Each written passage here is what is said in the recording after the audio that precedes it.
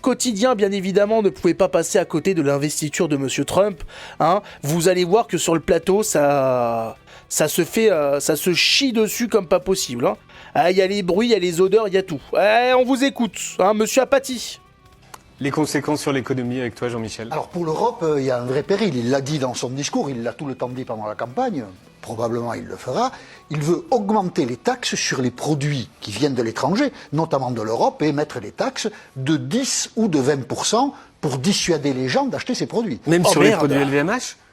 Il va privilégier ses produits, les produits locaux. Merde. Il y a une usine au Texas. Une partie de la production. C'est vrai. Qu'il a inaugurée pendant son premier mandat. C'est ça. Avec Bernard Arnault. Mais une partie seulement. Enfin, je ne connais pas exactement le marché de LVMH, mais il y a bien des produits qui viennent aussi d'Europe. C'est un péril réel pour la France. La France vend 45 milliards de biens et de services aux États-Unis. Alors, les États-Unis, c'est le 4e client de la France. On voit là Allemagne, Italie, Belgique, États-Unis. Donc, États-Unis, 4e client, 45 milliards de ventes.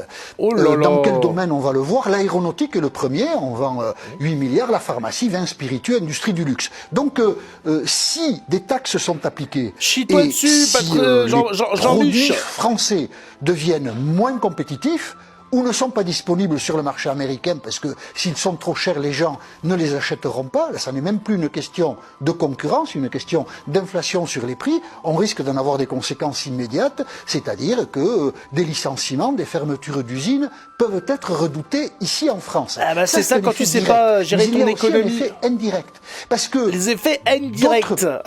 Il veut nous faire chialer. Les Américains vont faire du protectionnisme. On va le payer cher, licenciement. Bah mais est-ce que c'est normal qu'on dépende comme ça d'un marché?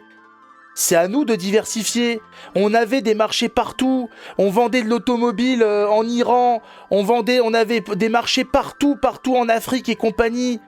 On a laissé les démocrates, les socialistes, les communistes foutre la merde dans le monde entier, détruire tous nos marchés, tous nos liens avec tous les pays du monde.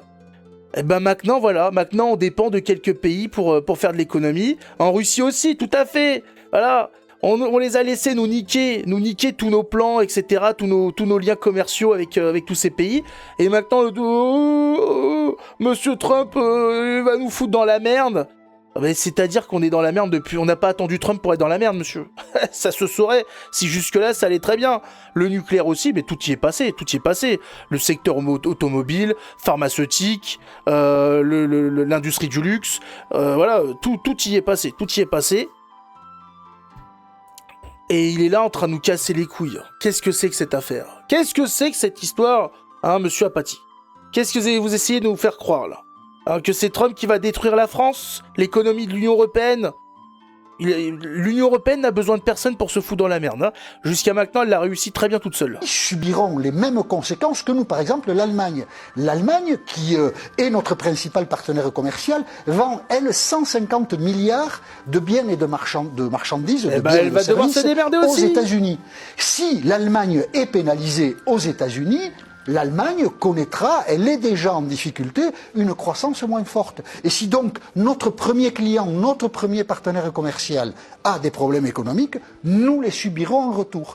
Et cet effet de chaîne, cette cascade-là de moindre activité économique, si elle affecte tous les pays d'Europe, ça peut être un vrai danger pour l'Europe qui va détruire beaucoup d'emplois. Les instituts économiques français n'ont pas procédé aux calculs auxquels ont procédé les instituts allemands. Ils pronostiquent, si Donald Trump augmente les taxes, une perte d'emploi en Allemagne de 300 000 emplois qui pourraient être perdus en Allemagne. C'est bien fait pour nous. Et par ailleurs, c'est un troisième effet qu'il faut signaler pour montrer quand même que Donald Trump est un homme curieux qui agit ça n'arrête pas, les effets Trump. intérêts des États-Unis.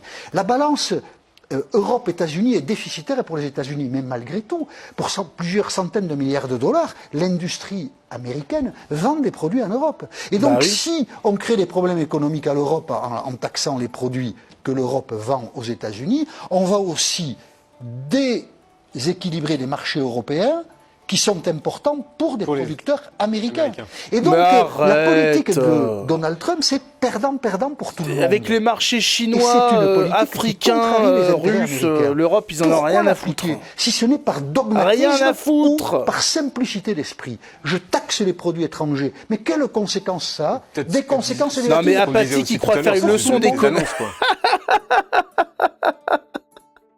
Apathy qui fait une leçon d'économie à Trump. Enfin, Apathy, faut juste regarder le réel. T'es un journaliste de merde sur Quotidien. Trump, il est assis sur un business énorme qu'il a fait. Il est assis sur des milliards. Est-ce que tu comprends de qui tu parles? Le type, il a des entreprises, il a de l'immobilier, il a de tout. Le type, il est multicasquette, il a une industrie, là, c'est hallucinant, quoi. Ça, c'est les journalistes français, je sais pas comment ça se passe dans les autres pays. Mais on a un type qui a même pas fait un stage en économie qui vient expliquer comment ça fonctionne. Mais de quoi tu parles? Qu'est-ce qui t'arrive? On est les derniers pour donner des leçons en économie. Qu'est-ce que tu racontes? C'est n'importe quoi. Et il est dans la crypto en plus, il est partout, Trump, il est partout. Et l'autre, il vient il vient donner des leçons. Calme-toi, Patty, calme-toi un petit peu, redescends. Continue de faire le journaliste. Ah, ça, c'est pas sûr. Il va le faire. Ça, il l'a trop dit pour ne pas le faire. Mais c'est un raisonnement à très courte vue. C'est un raisonnement de campagne électorale. Mais l'appliquer, peut-être que des industriels américains diront à Donald Trump, c'est une grosse connerie ce que tu es en train de faire. Bien sûr. Mais est-ce qu'il entend? Est-ce qu'il écoute? Oui, bien sûr, bien sûr. Oh là là là là là là là, quel homme, il est fort. C'est même pas un journaliste, ce type, c'est un agent macroniste. Oui, enfin bon, c'est ce que sont les journalistes, Les journalistes sont les vassaux du pouvoir.